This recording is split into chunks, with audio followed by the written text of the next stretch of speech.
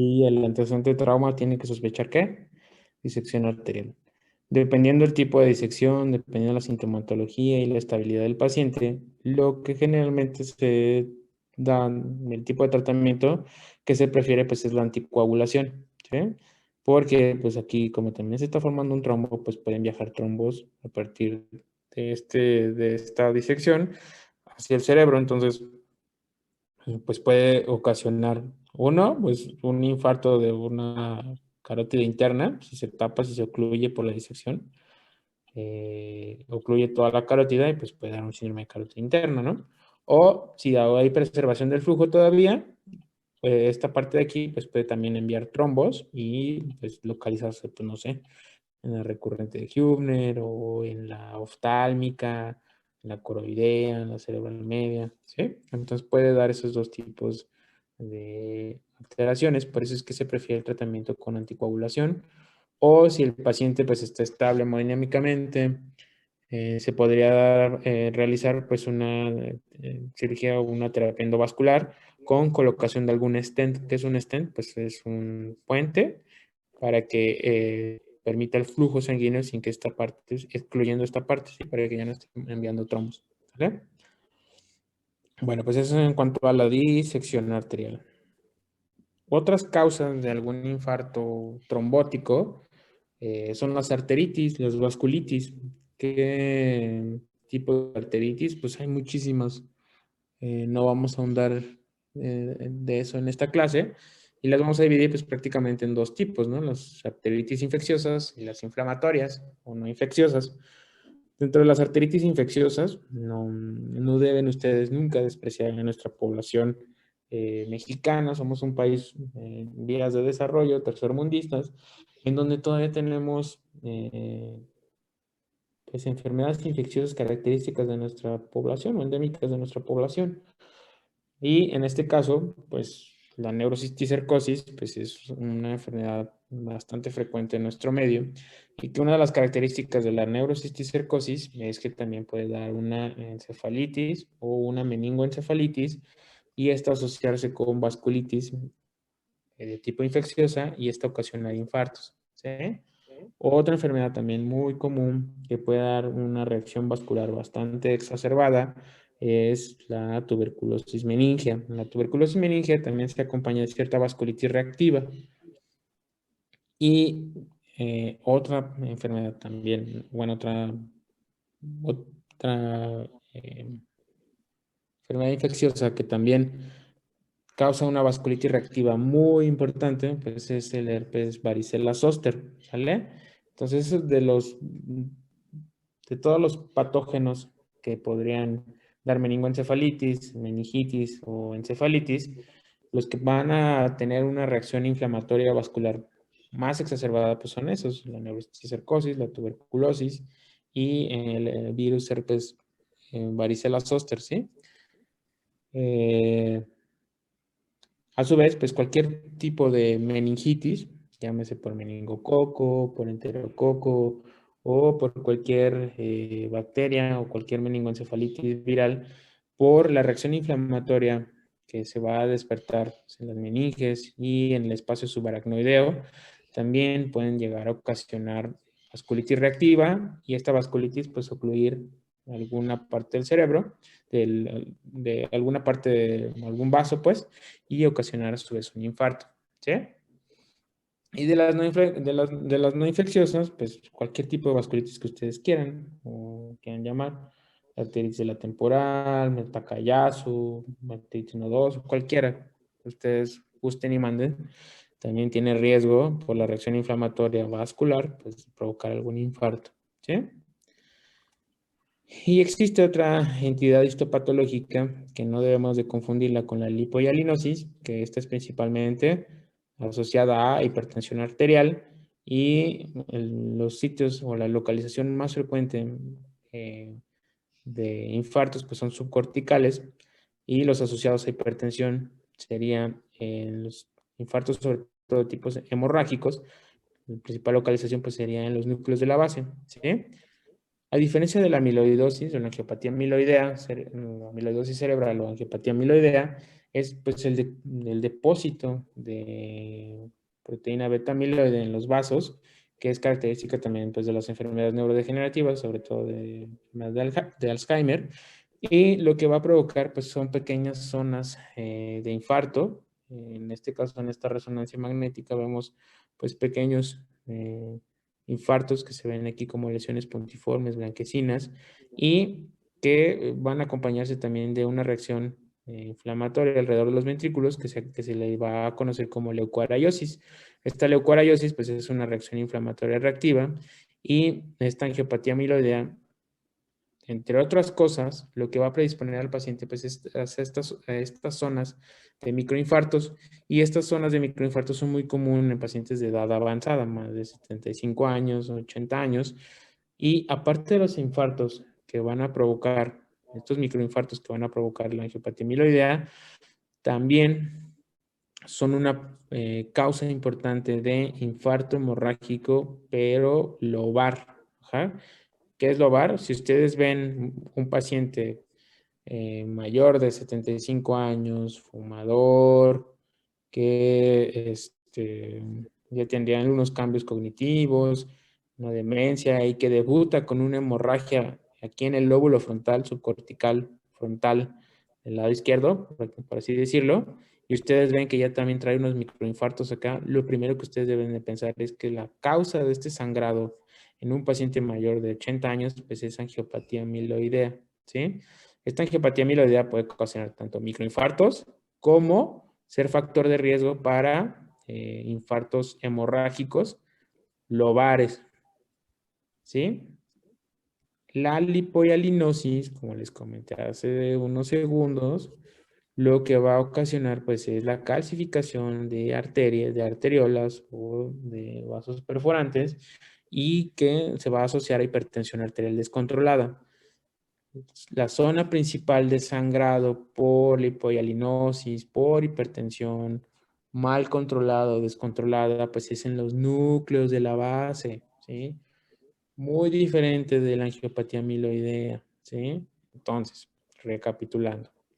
Si ustedes ven un paciente mayor de 80 años con microinfartos y con un sangrado en el lóbulo frontal, derecho, izquierdo, lo que ustedes quieran, ¿qué es lo que tienen que pensar primero? Angiopatía amiloidea. Si ustedes ven un paciente de 65 años, diabético, hipertenso, obeso, fumador, alcohólico, y ven una hemorragia en los núcleos de la base, lo primero que ustedes tienen que pensar es que es una hemorragia de tipo hipertensiva asociada a lipohialinosis. Hemorragia lobar asociada a angiopatía amiloidea, ¿sí? Es muy característico este tipo de sangrados, y cuando sean internos, si estén rotando en o medicina interna o en urgencias, va a ser el pan de todos los días, los pacientes pues descontrolados, o el viejito que sangró, hizo una hemorragia frontal o parietal, o temporal casi no, frontal o parietal, ajá, piensen automáticamente en angiopatía amiloidea. Que ven al señor gordito, totalmente descontrolado de la presión, con una hemorragia en núcleos de la base, piensen automáticamente en hipohialinosis o en un infarto hemorrágico de origen hipertensivo, ¿sí? Entonces, esas son las principales diferencias entre las causas del infarto. Hay muchísimo más, ¿no? Que yo creo que no vale mucho la pena el revisarlas.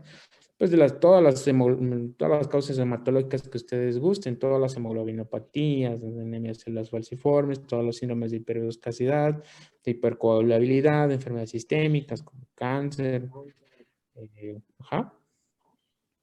Y de las causas embólicas, esas fueron las trombóticas. Ahora vamos a ver las causas embólicas. Como les comenté, la principal, la más común, pues va a ser el cardioembólico. Ajá. ¿Qué es el cardioembólico? Pues no es otra cosa más que el émbolo se va a originar en el corazón. Y de esto es la principal patología cardioembólica que va a ocasionar algún infarto cerebral, pues va a ser la fibrilación auricular. Existen otras, como la insuficiencia cardíaca congestiva, el foramen oval permeable, alguna discinesia de alguna pared ventricular, que pueden generar también trombos, endocarditis, las valvulopatías. Todas las valvulopatías pueden generar un trombo, originar un trombo y que de ahí viaje hacia el cerebro. No nada más al cerebro, al pulmón, alguna extremidad, el mismo corazón. ¿Sí? Las que se van a originar de arteria a arteria, ¿no? O sea que se origina pues sí, el émbolo ahí mismo sobre la arteria, pues sobre todo cuando hay alguna placa de ateroma, que se desprende aquí el émbolo y viaja a una arteria de menor tamaño, o por ejemplo, en este caso que vimos la disección arterial, que se forma aquí un coágulo, pues sale de aquí y se forma el émbolo, o sea que viaja, y ocluye una arteria de menor tamaño, ¿sí? Entonces son las arteria-arteria. Gaseosa, por ejemplo, algo común cuando es en neurocirugía, bueno, no, bueno, más común en neurocirugía que en otras cuestiones, cuando hay alguna cirugía y se destapa algún seno importante, algún sangrado de algún seno importante, transverso, longitudinal, es como que se meta aire hacia estos conductos venosos y que ese aire viaje al corazón y de ahí al cerebro. Entonces también puede haber embolismo gaseoso o si ustedes inyectan directamente aire hacia algún catéter central. ¿Sí? Infeccioso, pues por la endocarditis, por alguna neumonía, algún proceso infeccioso donde ustedes quieran que puede mande un tromboséptico. Ajá, y que esto ocasione un infarto. También las causas infecciosas o émbolos sépticos también pueden originar lo que se llaman aneurismas micóticos, que son otra cosa totalmente diferente. Las fracturas de huesos largos van a generar émbolos grasos y los tumores, sobre todo cuando ya están en una fase metastásica, también pueden enviar émbolos tumorales hacia otras partes y ocluir alguna arteria. ¿Cuál es la diferencia entre un infarto trombótico a un embólico? Que generalmente el infarto trombótico va a tener una instauración mucho menos abrupta que el embólico. El paciente generalmente pues, inicia de forma insidiosa, con algún hormigueo en la cara, después parestesis en el miembro torácico, pélvico, se agrega la alteración motora o debuta con la alteración visual y posteriormente se agrega alguna otra cosa. Tiene una evolución a lo largo de minutos a horas para instaurarse completamente el déficit y parte de este déficit que se instaura pues va a tener cierta regresión. El embólico es totalmente diferente. El embólico, como se está viajando un trombo y se va a tapar de forma aguda el vaso, pues la sintomatología es mucho más abrupta. ¿Ajá? Entonces el paciente debuta de forma abrupta y a diferencia del trombótico, el embólico sí se puede acompañar de forma inicial por alteraciones de la conciencia, por somnolencia, un Glasgow deteriorado o inclusive pérdida del estado de despierto. ¿Sí? Y como ustedes ven, pues no es lo mismo que si yo estoy ocluyendo pues, la carótida interna por alguna formación de alguna placa de ateroma, no es lo mismo que yo esté ocluyendo aquí la carótida interna y poco a poco pues deje de llegar sangre hasta que se ocluya totalmente, ¿sí? Pues probablemente le siga llegando un poquito de sangre por acá y la instauración sea más lenta. Si yo tapo la cerebral media de la nada, pues la sintomatología va a ser más abrupta, como en el caso del embólico, ¿sí? Como ustedes también notan, pues la aterosclerosis o el aterotrombótico generalmente va a ser de un solo vaso. ¿Ah? Que se tapa, pues ya se tapó la carta interna, ya se tapó la cerebral media, ¿sí? En el embólico, como se están enviando émbolos de alguna fuente, llámese corazón, llámese un hueso roto, llámese, pues no sé, lo que ustedes quieran, puede haber infartos múltiples, ¿sí? Entonces, pues ya dejó de mover ahorita la pierna del lado derecho y ahorita ya está hemipléjico del lado izquierdo también y ya ahora ya no ve de los dos lados. Entonces, es común que en el embólico pueda haber infartos múltiples. Y si ustedes ven, pues los infartos, cuando son embólicos, tienen esta formación como de una isla, ajá, de isquemia, ¿sí? Que es producto del vaso de menor calibre que se está tapando. Si ustedes ven un infarto de tipo aterosclerótico, vean cómo pues prácticamente todo se tapó, ¿no? Ajá. Entonces, pues aquí es un síndrome característico de la carótida interna. Vean cómo aquí en el embólico puede debutar así. Si el émbolo está, pues es un coagulón que tapa la carótida interna, pues sí se va a ver así, ¿no?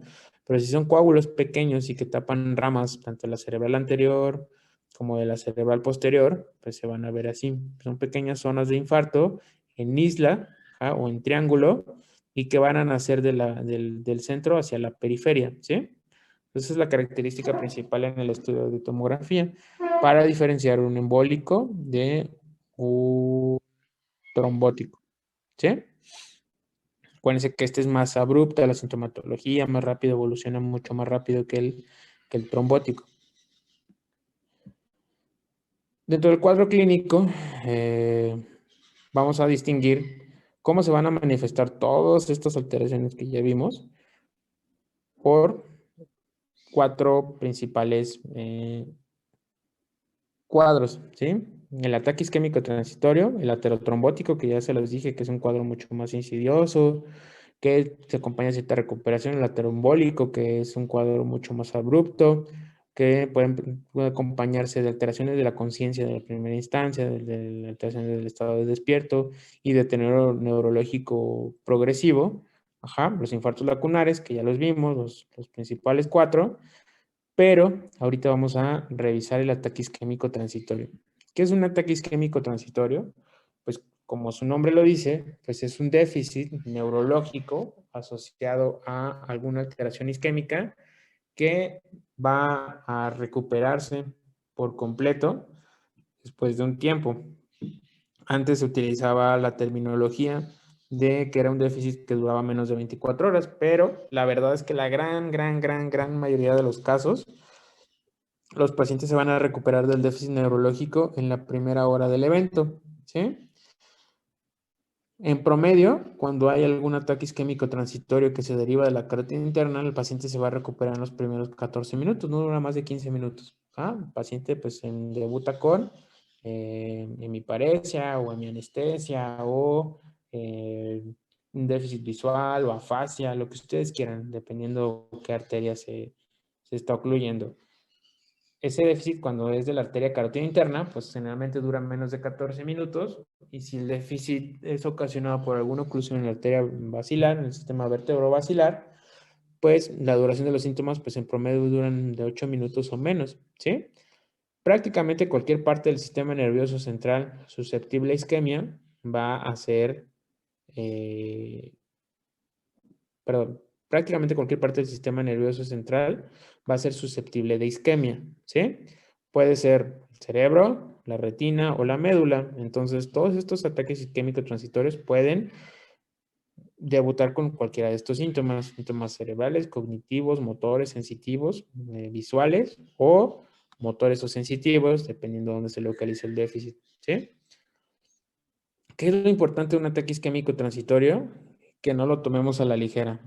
El paciente pues tuvo una maurosis fugas, ya recuperó, ya ve bien, bueno, está bien, señor, ya vayas a su casa, ya, pues ya ve bien, ¿no? Por eso vino. El ataque isquémico transitorio es un foco rojo, ¿sí? Es un foco rojo porque cerca de 50% de los pacientes que tienen un infarto ya establecido aterotrombótico, previamente presentaron datos de ataque isquémico transitorio. Hasta 30% de los pacientes que tienen un ateroembólico tuvieron también ataque isquémico transitorio. E inclusive antes de que se instauren los infartos lacunares, también hasta un 14% pues tuvieron ya ese foco rojo encendido de que pues el paciente tuvo un déficit neurológico fugaz, ya se le quitó, pues ahora le puedes a su casa, ¿no? Entonces, todo paciente con ataque isquémico transitorio debe de ser susceptible, debe de ser sometido, perdón, debe de ser sometido a un abordaje diagnóstico y terapéutico para disminuir el riesgo de un infarto establecido a futuro, ¿sí? ¿Cuál es ese riesgo de infarto? Todo paciente con un ataque isquémico transitorio tiene hasta 30%, uno de cada tres, llegan a establecer un infarto en los primeros 5 años, 12% en el primer año. Entonces vean cómo uno de cada 10 en el primer año pum, se va a infartar si no corregimos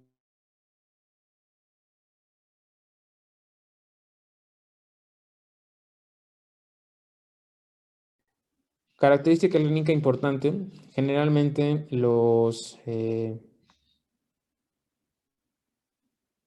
una característica clínica importante es que los ataques isquémicos transitorios, cuando son de origen aterosclerótico, por ejemplo, que se asocia a alguna oclusión de la arteria carótida interna, van a ser recurrentes, ¿no? El paciente va a tener más de 2 o 3 episodios a lo largo del tiempo, pero siempre van a ser en la misma localización.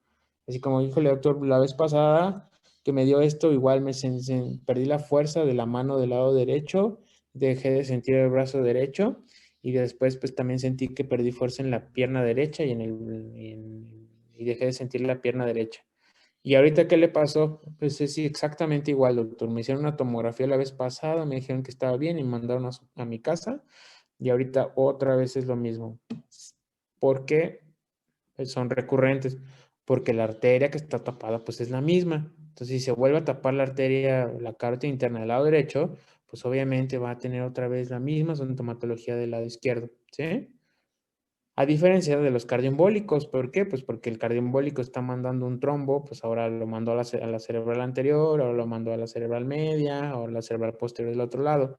Por eso es que los cardioembólicos pueden ser múltiples, como en este caso pues ya están establecidos los infartos, ¿no? Pero los ataques isquémicos pueden ser múltiples y diferentes. Oiga, y la vez pasada que le dio esto, ¿cómo fue? No, pues la vez pasada pues dejé de sentir el brazo derecho, pero fíjese que ahorita no siento la pierna del brazo, la pierna del lado izquierdo, ni el brazo del lado izquierdo, y pues la vez pasada no dejé de hablar. Bueno, ahorita sí está hablando, ¿no? Bueno, la vez pasada dejé de hablar y ahorita sí puedo hablar.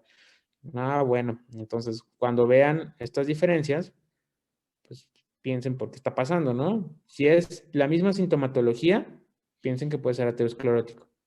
Si son ataques isquémicos transitorios múltiples y de diferente tipo o localización, pues piensen automáticamente que ese paciente puede tener algo cardioembólico, ¿sí? No sé si expliqué bien la diferencia. Sí, doctor. ¿Sí? Bueno. Sí, doc. Existe algo que se llama el infarto maligno o el infarto que progresa. Pues tenemos a don Juan, que 55 años, diabético, hipertenso, que se le ocluyó la carótida interna del lado izquierdo, que de primera instancia les llegó a ustedes a urgencias, llegó con, bueno, vamos a tomar el caso clínico. Es el mismo paciente, masculino de 68 años, diabético, hipertenso, que inicia su padecimiento actual hace 2 horas, con desviación de la comisura bucal al lado izquierdo, parestesias del lado derecho, debilidad del cuerpo derecho y alteraciones del lenguaje. Ustedes le hacen una tomografía y de primera instancia, pues en los cortes superiores, pues no le ven gran cosa, ¿no? Bueno, esto sí tiene ahí. Bueno, entonces ustedes le hacen una tomografía. Puse esta del ataque isquémico transitorio porque obviamente el ataque isquémico transitorio no tiene repercusión en la tomografía. Es una tomografía prácticamente normal, ¿no? Entonces, en las primeras 2 horas de la sintomatología, pues ustedes ven ahí a don Juan que pues no mueve el lado derecho, no mueve ni siente el lado derecho. Le hacen la tomografía y pues se ve así. Pues no le encuentran alguna alteración. Ya la van a revisar con el radiólogo y pues el radiólogo les dice, pues ¿sabes qué, doctor, doctora? Pues aquí se ve medio hiperdensa la cerebral media, la arteria cerebral media. Bueno, pues en el transcurso de las horas, pues don Juan se deteriora. Al día siguiente, pues ustedes lo van a ver. De una me parece que tenía 3 de 5, ahora ya está 0 de 5, ya no siente el lado derecho, ya no habla nada y está con una respiración pues bastante diaforética, se está desaturando, está con taquicardia, inclusive ya está con fiebre. Ustedes ya son médicos de base o son residentes o internos, lo que ustedes quieran, y les dicen, tómale unos laboratorios y vamos a ver cómo está. Entonces, está con fiebre, taquicárdico, desaturándose. En los laboratorios les arroja leucocitosis, aumento de PCR, de BCG. ¿Qué es lo que les está diciendo don Juan? Que su infarto está progresando a un infarto maligno. ¿Qué es el infarto cerebral maligno? no es nada más que la cascada proinflamatoria y de muerte neuronal que se desarrolla en el infarto isquémico de forma exacerbada. Entonces, pues don Juan lo que está haciendo, pues está haciendo una muerte neuronal bastante acelerada con liberación de factores proinflamatorios, elevación de citocinas, elevación de reactantes de fase aguda, elevación también de, ¿cómo se llama? Radicales libres de oxígeno, aumento del edema citotóxico y está haciendo edema cerebral. En el transcurso de las horas, pues don Juan, de estar así su tomografía, de verle un infarto pequeñito que ya se había establecido, hace un edema cerebral maligno con, si ustedes trazamos aquí una línea imaginaria, esta es la línea media, vean cómo el ventrículo está totalmente desplazado, colapsado, desviación de la línea media, edema cerebral maligno, y que en el transcurso de las horas, pues ya sangró, ¿sí? Esta es la progresión clásica de un infarto cerebral maligno con transformación hemorrágica. Lo que ustedes tienen que saber, aparte de esto, de qué es, cuáles son los indicadores que ustedes les van a hablar de qué pacientes se les pueden deteriorar de esta forma. Siempre que ustedes vean un paciente de edad avanzada, más de 70 años, más de 80 años, con una afección neurológica grave desde el inicio, por ejemplo, pues el don Juan, pues estaba en mi parético y ya de la nada progresó a miplejía y ya está totalmente aforético, se deterioró el Glasgow, ajá. De inicio, alteración neurológica grave, esto los puede traducir a que el infarto puede progresar a algo maligno. Acompaña hipotensión, fiebre, cefalea sobre todo cuando pues, el infarto ya está haciendo edema cerebral o algo común en los infartos de fosa posterior, sobre todo los cerebrales, es que se acompañen de cefalea. ¿Sí? Un infarto muy raramente se va a acompañar de cefalea si está pequeño. Pero ya cuando causan edema y deterioro neurológico, sí va a haber cefalea, pero por hipertensión intracraneal. ¿Sí? Es más común que un infarto de fosa posterior, llámese cerebelar, se acompañe de cefalea. Estos son los indicadores clínicos. De imagen, pues prácticamente todos los que, creo que fue la doctora Sharon, no me acuerdo quién habló, de los signos tempranos de infarto en la tomografía, que son las primeras 6 horas, prácticamente cualquiera de ellos va a ser un predictor también para la progresión hacia un infarto cerebral maligno. Que haya una pérdida de relación de la sustancia gris y blanca, que la cerebral media esté hiperdensa o que haya efecto de edema localizado en la zona del infarto también. Que no haya flujo en la arteria cerebral media o que haya una afección de más del 50% de la cerebral media en su flujo, también es predictor de que vaya a progresar el paciente a un infarto cerebral maligno. ¿Sí? ¿Qué pruebas de laboratorio? Que hay hiperglucemia, haya aumento del fibrinógeno, aumento de la velocidad de segmentación globular o la BCG, que haya leucocitosis, proteína C reactiva, sobre todo, ¿sí? Es mucho más raro que midamos ferritina o glutamato. De hecho, casi en ningún hospital hay glutamato. Acuérdense, hiperglucemia, BCG elevada, leucocitosis y aumento de la proteína C reactiva son predictores de progresión hacia un infarto cerebral maligno. Si ustedes lo analizan, pues todos estos patrones laboratoriales pues son parte únicamente de esta cascada inflamatoria que se está desarrollando aquí. ¿Aumento de qué? Del metabolismo anaerobio. Eso lo que va a hacer, pues va a ser hiperglucemia.